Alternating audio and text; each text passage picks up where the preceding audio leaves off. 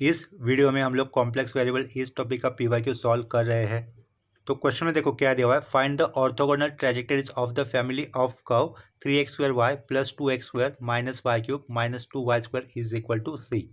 इसका solution start करने से पहले कुछ बेसिक समझ लेते हैं। कॉम्प्लेक्स वेरिएबल इस चैप्टर के अंदर जो वेरिएबल यूज किया जाता है वो कॉम्प्लेक्स होता है, यानी कि z equal to x plus i y ये कॉम्प्लेक्स नंबर का कॉम्प्लेक्स वेरिएबल होता है। कॉम्प्लेक्स नंबर जो आप लोगों ने फर्स्ट ईयर इंजीनियरिंग में फर्स्ट चैप्टर सीखा हुआ है कॉम्प्लेक्स नंबर, ठीक है। कॉम्प्लेक्स नंबर जनरली कैसे रिप्रेजेंट किया जाता है, z equal to x plus i y, और z ये किससे रिप्रेजेंट करता है, कॉम्प्लेक्स वेरिएबल यानी कि कॉम्प्लेक्स नंबर को रिप्रेजेंट करता है, ठीक है। तो यहाँ पे देखो, अगर अपने पास कोई भी फंक्शन है, सपोज उस फंक्शन को मैं f से डिनोट कर रहा हूँ, फंक्शन f लिखा, instead of x real variable हम लोग यूज करने वाले z क्या है, कॉम्प्लेक्स वेरिएबल है, इज इक्वल टू z इस कॉम्प्लेक्स वेरिएबल से बना हुआ कोई भी फंक्शन। सपोज मैं सिंपल क्वेश्चन लिख लेता हूँ, ये z² लिखा, ठीक है। लेकिन z का मतलब अपने आप में क्या होता है, x प्लस आई वाई होता है, राइट। तो x प्लस आई वाई मैंने सब्स्टिट्यूट कर दिया z की जगह पे, फंक्शन का स्क्वायर था तो ये स्क्वायर वाला फंक्शन रहेगा। इस ब्रैकेट को हम लोग a plus b the whole square के फॉर्मूला अप्लाई करते हैं, तो वो क्या हो जाएगा, x² प्लस 2ab, ये 2 लिखा, a की वैल्यू x है, b की वैल्यू आई वाई है, लास्ट में b² यानी कि i² y², लेकिन i² की वैल्यू क्या होती है, -1 होती है, ठीक है। तो i² लिखा, ये y² लिखा, ठीक है। तो x² लिखा मैंने, i² -1 होगा तो वो माइनस साइड का ये y² लिखा, प्लस क्या लिखा, इस i को आगे लिख लेता हूँ, यहाँ पर ये i था, i को आगे लिखा, साइड में क्या लिखा 2xy, ठीक है। पीछे क्या रहेगा, इसके f ऑफ z रहेगा इज इक्वल टू, ठीक है। तो देखो विदाउट i वाला टर्म ये है जहाँ पर अंडरलाइन किया मैंने, that is x² minus i² without i वाला, और जहाँ पर i आया हुआ है वो टर्म ये है जिसे मैंने अंडरलाइन किया है, ठीक है। तो कोई भी फंक्शन होने दो f ऑफ z, वो हमेशा किस फॉर्म में आएगा, u प्लस आई वी इस फॉर्म में आएगा, ठीक है। यू किससे बना हुआ होता है, एक्स और वाई वेरिएबल से बना होता है, और वी भी एक्स और वाई वेरिएबल से बना होता है, ठीक है। तो अपने इस क्वेश्चन के अंदर यानी कि f of z equal to z², इस क्वेश्चन के अंदर यू क्या मिलेगा आपको, x² माइनस y² मिलेगा, और v की वैल्यू क्या होगी, i के साइड में आया हुआ फंक्शन क्या होगा, v होगा, ठीक है। तो कोई भी कॉम्प्लेक्स वेरिएबल से बना हुआ फंक्शन होने दो, ठीक है, एफ ऑफ जेड होने दो, u plus i v form में ही आता है। और इस फंक्शन को एनालिटिक फंक्शन कब कहा जाएगा, जब इस फंक्शन के अंदर कॉचीज रीमैन कंडीशंस या फिर कॉचीज रीमैन इक्वेशंस सेटिस्फाई होगी, ठीक है। तो उसको हमें यहाँ पर यूज़ नहीं करना है, सी आर की कंडीशंस को, सी आर यानी कि कॉचीज रीमैन की कंडीशंस को या फिर उसके इक्वेशंस को, तो वो वाले पॉइंट पे मैं नहीं जाता हूँ। आप लोगों को हमेशा सिर्फ इतना याद रखना होगा कि कोई भी फंक्शन होने दो, एनालिटिक फंक्शन होने दो, ठीक है। तो उस केस में हमें u और ये v मिलते हैं, ठीक है। और u x और y से बना हुआ होगा और v भी x और y का बना हुआ होगा, ठीक है। जब भी अपने को एग्जाम में इस तरीके का क्वेश्चन आएगा, orthogonal trajectory of the family of the curve का क्वेश्चन आएगा, जो भी गिवन फंक्शन होता है, ये एक्स और वाई वेरिएबल का दिया हुआ जो भी फंक्शन है, या फिर यहाँ पर अगर e to the power x cos y sin y इस तरीके भी टर्म होते हैं, तो वो जो भी फंक्शन होगा वो हमेशा पहला फंक्शन u फंक्शन ही गिवन होता है, ठीक है। u फंक्शन यानी कि f ऑफ z में से u वाला पार्ट ही होता है जो कि x और y वेरिएबल से बना हुआ होता है। इसका मतलब ये जो हमें family of the curve given दिया हुआ है वो क्या है, u फंक्शन दिया हुआ है, इक्वल टू c वाला पार्ट आप लोग इग्नोर कर दोगे। यहाँ पर आगे इसका सॉल्यूशन निकालते हो, क्या करोगे, let u is equal to 3x² y plus 2x² minus y cube minus 2y², ऐसा लिख दोगे, ठीक है। तो आगे मैं डायरेक्टली आंसर के लिए शुरुआत कर रहा हूँ ये वाले एरो से, ठीक है। तो यहाँ पे मैं क्या लिखूंगा, हियर लिखूंगा। जैसे कि आपको बताया था, जो भी orthogonal trajectory of the family curve के अंदर जो सम क्वेश्चन होता है, जो भी फंक्शन होता है वो हमेशा u पार्ट होता है। तो यहाँ पे क्या लिखा, u लिखा, here u is equal to, u क्या है 3x² y minus plus 2x² minus y cube minus 2y², ठीक है, इक्वल टू सी वाला पार्ट नहीं लिखा जाएगा। इसके बाद जो u दिख रहा है ना, u का आप लोग क्या करोगे, पार्शियली डिफरेंशिएट करोगे विथ रिस्पेक्ट टू x, उसके बाद विथ रिस्पेक्ट टू y, ठीक है। देखो u फंक्शन है, उसका partial differentiation with respect to x कैसे लिखा जाएगा, do u by do x लिखा जाएगा, इज इक्वल टू u लिखकर इधर कोने में x दिखा सकते हैं। ये दूसरा नोटेशन हो गया, ठीक है। दोनों में से कोई भी एक नोटेशन यूज कर सकते हो आप लोग एग्जाम में। यहाँ पर हमें क्या दिख रहा है, u इस फंक्शन का डिफरेंशिएशन किया जा रहा है विथ रिस्पेक्ट टू x, यानी कि y को क्या कंसिडर करोगे आप लोग, एज अ कांस्टेंट। x² का डेरिवेटिव क्या होगा, 2x, वो 3 के साथ मल्टीपल होगा तो 6x, साइड का y कांस्टेंट था वो एज इट इज, ठीक है। x² का डेरिवेटिव कितना होगा, 2x होगा, पहले 2 है तो ये क्या लिखेंगे हम लोग, 4x लिखेंगे। y कांस्टेंट डेरिवेटिव नहीं आएगा, यहाँ पर भी y कांस्टेंट है, उसका डेरिवेटिव नहीं आएगा, ठीक है। u का डेरिवेटिव निकाल दिया, उसके बाद आपको क्या करना है, उस u का भी पार्शियल डिफरेंशिएट कर लेना है y के साथ, तो ये do u by do y, इधर u लिखा, कोने में y लिखा, ठीक है। अभी x कांस्टेंट हो जाएगा, सिर्फ y वेरिएबल होगा, तो x 3x² कांस्टेंट है, y का डेरिवेटिव 1, तो इधर से क्या बचेगा, ओनली 3x² बचेगा, ठीक है। प्लस 2x² का डेरिवेटिव नहीं आएगा, y क्यूब का डेरिवेटिव कितना लिखेंगे हम लोग, ये प्लस वाला पार्ट तो नहीं आएगा, y क्यूब का डेरिवेटिव ये प्लस 0 लिख लेते हो, चलो इसका डेरिवेटिव कर दिया प्लस 0, माइनस वाई क्यूब का डेरिवेटिव क्या लिखूंगा, 3y², ठीक है, माइनस आगे क्या लिखा 4y लिखा, कांस्टेंट का डेरिवेटिव जीरो होता है ना, वैसे तो लिखना नहीं होता जीरो फिर, लेकिन यहाँ पर प्लस साइन दे दिया था, इसके कारण मैंने लिख दिया। ठीक है, एक बार यहाँ पर यू एक्स और यू वाई निकालने के बाद आपको नेक्स्ट स्टेप में क्या करना है, लेफ्ट साइड में आप लोग को क्या लिखना है, लेट लिखना है, let f dash of z लिखोगे, इज इक्वल टू यहाँ पे क्या करोगे, u x minus i u y ऐसा लिख दोगे। ठीक है, पेज को थोड़ा सा ऊपर कर लेता हूँ। इसके बाद आपको मेंशन करना है, या फिर इसके बाद क्या लिखा, फिर से एफ डैश ऑफ जेड लिखा, is equal to u x क्या मिला था आपको, यू एक्स ये देखो 6xy प्लस 4x, ये यू एक्स की वैल्यू लिखी, माइनस आई लिखा, स्क्वायर ब्रैकेट के अंदर यू वाई की वैल्यू क्या, वो 3x² minus 3y² minus 4y, last में स्क्वायर ब्रैकेट क्लोज कर दे। ठीक है, इसके आगे आपको मेंशन करना है बाय यूजिंग मिलने थॉमसन मेथड, मिलने थॉमसन्स मेथड। ठीक है, बाय यूजिंग मिलने थॉमसन मेथड ये आपको मेंशन करना है। इसके अकॉर्डिंग क्या होगा, पुट हम लोग क्या कर सकते हैं, x is equal to z put कर सकते हैं, comma y equal to zero put कर सकते हैं। ठीक है, कहाँ पर ये जो लिखा है ना माइनस के पीछे वाला पार्ट ब्रैकेट के अंदर, और माइनस ये आई लिखकर उसके आगे जो लिखा है ना एक्स और वाई, वो आपको हम लोग एक्स की जगह पे जेड लेके आएंगे, वाई की जगह पे जीरो लेके आएंगे। ठीक है, तो लेफ्ट साइड में क्या रहेगा, ये एफ डैश ऑफ जेड ही होगा इक्वल टू। ठीक है, अगर देखो ये इससे आगे हमें क्या करना है, इंटीग्रेशन करके एफ ऑफ जेड की वैल्यू निकालनी है। और जैसे कि शुरुआत में बताया था, एफ ऑफ जेड के अंदर क्या होता है, यू और वी होता है। ठीक है, तो एफ ऑफ जेड के अंदर यू और वी होता है, तो जो यू हमें मिला था ना वो वापस एक बार फिर से क्वेश्चन में आ जाएगा एफ ऑफ जेड को, अगर हम लोग यू प्लस आई वी में निकालते तो। ठीक है, तो वो ये पॉइंट आगे क्लियर हो जाएगा लास्ट में आपको।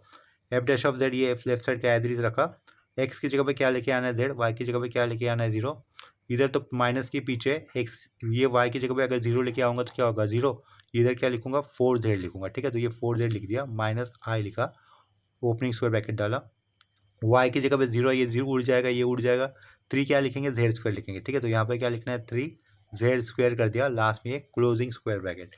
नेक्स्ट स्टेप में आपको कर लेना है इंटीग्रेशन। ठीक है, तो यहाँ पे क्या लिखा मैंने, IBS लिखा शॉर्ट फॉर्म में, IBS का मतलब कंसिडर करना है आपको इंटीग्रेटिंग बोथ साइड। ठीक है, तो लेफ्ट साइड में इंटीग्रेशन क्या दिख रहा है, क्या लिखा होगा, integration F dash of Z, integration लिखा तो लास्ट में आपको डी जेड लिखना होगा, इंटीग्रेशन पहले तो 4z लिखा, माइनस आई किया, 3z² लिखा राउंड ब्रैकेट के अंदर, इसको मैं स्क्वायर ब्रैकेट के अंदर इंक्लूड कर लेता हूँ, लास्ट में क्या करूँगा डी जेड। ठीक है, विथ रिस्पेक्ट टू जेड के साथ इंटीग्रेशन होगा। इंटीग्रेशन में यहाँ पर क्या दिख रहा है, एफ डैश ऑफ जेड, तो डैश मतलब डिराइव्ड होता है, इंटीग्रेशन है, डिराइव्ड के ऊपर इंटीग्रेशन होगा तो क्या होगा, सिंपल फंक्शन बचेगा ना बाहर, तो F of Z left side में आ गया। 4 is the constant outside, Z का इंटीग्रेशन क्या लिखोगे, z²/2 लिख दोगे, माइनस 3i साइड में रहेगा, ये i साइड में, ये 3 साइड में। ठीक है, z² का इंटीग्रेशन क्या लिखोगे, z³/3 लिखोगे, लास्ट में इंटीग्रेशन किया तो प्लस सी या फिर सी डैश लिख दो, क्वेश्चन में सी था ना तो यहाँ पर सी डैश लिख दो। ठीक है, ये 3 कैंसिल, 4 को अगर 2 से डिवाइड होगा तो कितना होगा, 2z² लिखे, माइनस 3 कैंसिल, आई लिखा, साइड में क्या होगा, z³ होगा, लास्ट में ये प्लस सी डैश लिखा, पीछे क्या हो गया, ये एफ ऑफ जेड हो गया। ठीक है, लेकिन जेड का मतलब क्या होता है, सिंस मैंने यहाँ पे लिख रहा हूँ, जेड का मतलब क्या होता है, एक्स प्लस आई वाई होता है। ठीक है, तो ऊपर जो जेड के टर्म में फंक्शन दिख रहा है ना इक्वल टू के आगे, वहाँ पर हम लोग जेड की value x plus i y put कर देंगे, और आगे थोड़ा सा सिंप्लीफिकेशन काम करेंगे, वहाँ से हमें f of z in terms of u and v मिल जाएगा। ठीक है, अगर अपना ये सोल्यूशन राइट है तो लास्ट स्टेप में फिर से हमें यू की जगह पे सेम क्वेश्चन मिलेगा जो कि शुरुआत में दिया होता है उन्होंने, तो ये वाला मिल जाएगा। ठीक है, या फिर ये वाला ही मिलना चाहिए। और orthogonal trajectory of the family of the curves का मतलब क्या होता है, जो भी पहला वाला पार्ट होता है वो यू का होता है, उससे जो हम लोग एफ ऑफ जेड बनाएंगे ना लास्ट में, उससे जो वी मिलता है ना वो orthogonal trajectory of the family for the givens को कहा जाता है। ठीक है,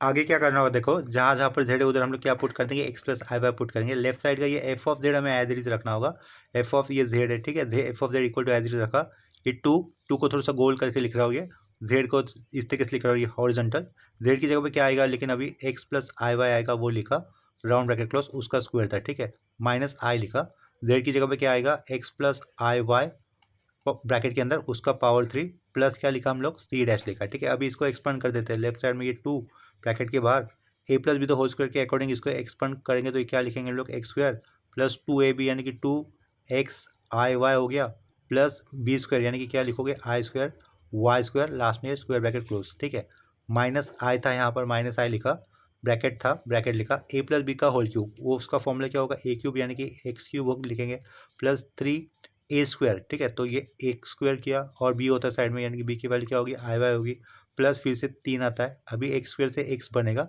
इसका स्क्वायर हो जाएगा आई स्क्वायर वाई स्क्वायर लिख लेता हूँ, आई स्क्वायर वाई स्क्वायर, और a cube plus 3 a square b plus 3 b square, और लास्ट में क्या होता है बी क्यूब होता है, बी क्यूब यानी कि क्या लिखेंगे हम लोग आई क्यूब, और साइड में ये वाई क्यूब लिखेंगे, लास्ट में स्क्वायर ब्रैकेट क्लोज, प्लस क्या आगे का ये सी डैश लिखा, ठीक है। नेक्स्ट स्टेप में फिर देखो लेफ्ट साइड में क्या लिखा हुआ है यहाँ पर, ये एफ ऑफ जेड, वो लेफ्ट साइड में एफ ऑफ जेड रहेगा, यहाँ पर भी एफ ऑफ जेड लिखा, ठीक है। फिर से ये एफ ऑफ जेड लिखे हम लोग इज इक्वल टू 2 ब्रैकेट के अंदर मल्टीपल कर सकते हैं, ठीक है, तो 2 को ब्रैकेट के अंदर मल्टीपल कर सकते हैं, और कॉम्प्लेक्स नंबर के अंदर हम लोगों ने क्या सीखा, ये आई स्क्वायर की वैल्यू कितनी होगी -1, इस आई को आयोटा कहा जाता है, इमेजिनरी पार्ट, यानी कि कॉम्प्लेक्स नंबर के साथ जो इमेजिनरी पार्ट होता है ये उसके साथ आता है, ठीक, या फिर इसके साथ जो पार्ट होता है उसे इमेजिनरी पार्ट कहा जाएगा, वो आयोटा रीड कहा जाता है, लेकिन मैं इसे अपनी सिंप्लीफिकेशन के लिए इसे सिंपली आई रीड कर रहा हूँ, ठीक है। आई स्क्वायर जिसकी वैल्यू कितनी होगी -1 होगी, बाहर का 2 अंदर जाएगा तो क्या होगा, ये पहले तो 2x स्क्वायर हो जाएगा, और उसके बाद 2 टू द 4, इधर क्या लिखूंगा मैं 4x आई वाई लिख दूंगा, ठीक है। आई स्क्वायर की वैल्यू -1, तो ये क्या लिखेंगे -2 वाई स्क्वायर लिख देंगे, ठीक है। आगे ध्यान दो, ये माइनस आई अंदर जाएगा मल्टीपल, तो क्या लिखेंगे हम लोग -i x क्यूब लिख देंगे, यहाँ पर आई दिख रहा है, आई इंटू आई स्क्वायर, आई स्क्वायर की वैल्यू -1, ये जिसमें ये माइनस साइन बैलेंस होकर वो क्या बनेगा प्लस, तो यहाँ पे क्या लिखेंगे +3x स्क्वायर वाई लिख देंगे, ठीक है। आगे ये माइनस साइन यहाँ पर भी तो आएगा, आई स्क्वायर की वैल्यू कितनी होती है, आई स्क्वायर की वैल्यू होती है -1, ये माइनस साइन और ये माइनस साइन प्लस, तो इधर क्या लिखूंगा +3x वाई स्क्वायर, लास्ट में आई आएगा, ठीक है। आई क्यूब की वैल्यू कितनी होगी बताओ, आई क्यूब की वैल्यू होगी -i, ठीक है। आई क्यूब की वैल्यू कितनी होगी -i, ये -i और ये -i, माइनस माइनस प्लस, और आई स्क्वायर यानी कि माइनस क्या लिखना होगा वाई क्यूब लिखना होगा, ठीक है। और उसके आगे का ये प्लस सी डैश हम लोग नीचे लिख लेते हैं, आगे का प्लस सी डैश नीचे लिखा, तो ये समझा, देखो i into i to the power 4, i to the power 4 1 होता है, और ये आगे का माइनस साइन, ठीक है, इतना समझ लो सिंपली, ठीक है। अब माइनस आई कहाँ पे मल्टीपल किया जाएगा, इस आई क्यूब की जगह पे i into i to the power 4, i cube i four यानी कि i to the power 4, i to the power 4 1 होता है, 1 इंटू दिस माइनस साइन, तो इधर ही लिखा है ना माइनस साइड का ये वाई क्यूब, ठीक है। नेक्स्ट स्टेप में हम लोग क्या करेंगे, लास्ट स्टेप में जिधर जिधर आई है वो वाले टर्म एक साथ लिख देंगे, और जिधर जिधर आई नहीं है वो वाले टर्म एक साथ आएंगे, ठीक है। तो विदाउट आई वाले टर्म ऑब्जर्व करो, विदाउट आई वाले term 2x square -2y square, ठीक है, ये 3x स्क्वायर वाई दिख रहा है विदाउट आई वाले टर्म, ठीक है। देखो क्या लिखा, फिर पहले तो 3x स्क्वायर वाई लिखा, ये वाला टर्म लिखा, साथ में क्या दिख रहा है लास्ट में -y क्यूब भी दिख रहा है, +2x स्क्वायर लिख लेता हूँ, उसके बाद +2x स्क्वायर लिखा, -2y स्क्वायर लिख लेता हूँ, आगे का ये -y क्यूब लिखा, ठीक है। विदाउट आई वाले टर्म सारे हम लोगों ने लिख दे, जिसको अंडरलाइन कर लेता हूँ, ये था, फिर ये था और ये था, ठीक है। अभी आई वाले टर्म लिखेंगे, जब आई वाले टर्म लिखेंगे तो आई को कॉमन बाहर देकर लिखते हैं, ठीक है। तो ये आई को कॉमन बाहर लूंगा तो यहाँ इधर से क्या बचेगा 4xy, ठीक है। आई को कॉमन बाहर लूंगा तो इधर से क्या बचेगा -x क्यूब, यहाँ से आई को बाहर लूंगा तो इधर से क्या बचेगा +3xy स्क्वायर, 3xy स्क्वायर, ठीक है। ये तीन ही टर्म थे, लास्ट में ये राउंड ब्रैकेट क्लोज कर दिया। इसके आगे लास्ट में अगर हम लोग चाहते तो ये +c डैश लिख सकते हैं, ठीक है। इसके बाद देखो आप लोग क्या लिखोगे, सिंस आप लोगों को क्या पता है, सिंस एफ ऑफ जेड क्या होता है हमेशा u + iv होता है, ठीक है, जिसमें u क्या होगा विदाउट आई वाला टर्म, तो हम लोग यहाँ पे क्या लिखेंगे हियर u इज इक्वल, देखो u क्या मिलेगा जो क्वेश्चन में दिया होता है वही मिलना चाहिए, अगर वही मिलता है तो ये आपका सोल्यूशन राइट जा रहा है, अदरवाइज गलत होगा, ठीक है। तो देखो ये u वाला पार्ट विदाउट आई वाला पार्ट क्या बन रहा है 3x square y +2x square -2y square -y cube, यही हमारे इनिशियल क्वेश्चन में दिया हुआ था, देखो इधर यू वाला part 3x square y +2x square -y cube -2y square, ये लास्ट के दो टर्म हम लोगों ने आगे पीछे लिखे हैं इधर लिखते वक्त, ठीक है। तो इसका मतलब हमारा जो सॉल्यूशन आ रहा है वो अपना राइट आ रहा है, स्टूडेंट को उसी वक्त पता चल जाएगा, अगर लास्ट में सेम यू नहीं मिल रहा है तो इसका मतलब उनका कहीं ना कहीं रॉन्ग हुआ होगा, ठीक है। तो यू देखो, यू जो मिल रहा है वो लिख लेता हूँ 3x square y +2x square -2y square -y cube लिखा, ठीक है। एंड वी क्या रहेगा यहाँ पर, v 4xy -x cube +3x y square रहेगा, ठीक है। तो यहाँ पर ये जो v वाला पार्ट मिला है ना हमें इमेजिनरी पार्ट, उसी को क्या कहते हैं required orthogonal trajectory for the givens का कहते हैं, ठीक है। तो वो हम लोग लिख देंगे, v मिला हमें तो इसके आगे मुझे क्या लिखना होगा, therefore required orthogonal trajectory is orthogonal trajectory is 6 mark के लिए ये क्वेश्चन आता है, ठीक है, एग्जाम में ठीक से करके जाना, ट्रैजेक्टरी इस चैप्टर के लिए आपको सिर्फ बेसिक डिफरेंशिएशन के फॉर्मूले आने चाहिए, खासकर यू डॉट वी रूल और यू अपॉन वी रूल, ठीक है, और पार्शियल फ्रैक्शन के थोड़े से basic derivatives. Therefore required orthogonal trajectory is क्या रहेगा, वी वाला पार्ट आपको लिखना है। इस बार वी को नहीं मेंशन करना, सिर्फ जो फंक्शन है उसे मेंशन करोगे। वो क्या होगा, 4xy minus x cube plus 3xy² is equal to, question में क्या था, ये जो यू वाला पार्ट दिया था उसके इक्वल टू में सी लिखा था। तो ऑर्थोगोनल ट्रैजेक्टरी का इक्वेशन लिखते हो तो आप लोग क्या लिखोगे, वी वाला पार्ट तो लिखोगे लेकिन उसके सामने सी डैश हमें लिखना होगा, ठीक है। तो ये लास्ट में जो भी लिखा है वो अपना फाइनल रिक्वायर्ड आंसर है। ये अभी मैंने यहाँ पर PYQ करवा दिया है कॉम्प्लेक्स वेरिएबल इस टॉपिक का। कॉम्प्लेक्स वेरिएबल इस टॉपिक का कंप्लीट प्लेलिस्ट आपको यहाँ से इस वीडियो के डिस्क्रिप्शन बॉक्स में मिल जाएगा, और साथ साथ में सेमेस्टर 3 के अदर टॉपिक का भी कंप्लीट प्लेलिस्ट मिल जाएगा, वहाँ से आप लोग ये अपना प्रिपरेशन कर सकते हो, ठीक है। तो इस प्रॉब्लम के साथ ये लेक्चर मैं यहीं पे रुका दे रहा हूँ।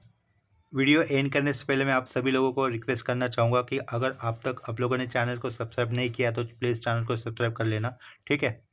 अगर आप लोग चैनल को सब्सक्राइब कर लेते हो तो आपको न्यू अपडेटेड वीडियोज़ के नोटिफिकेशन मिलेंगे।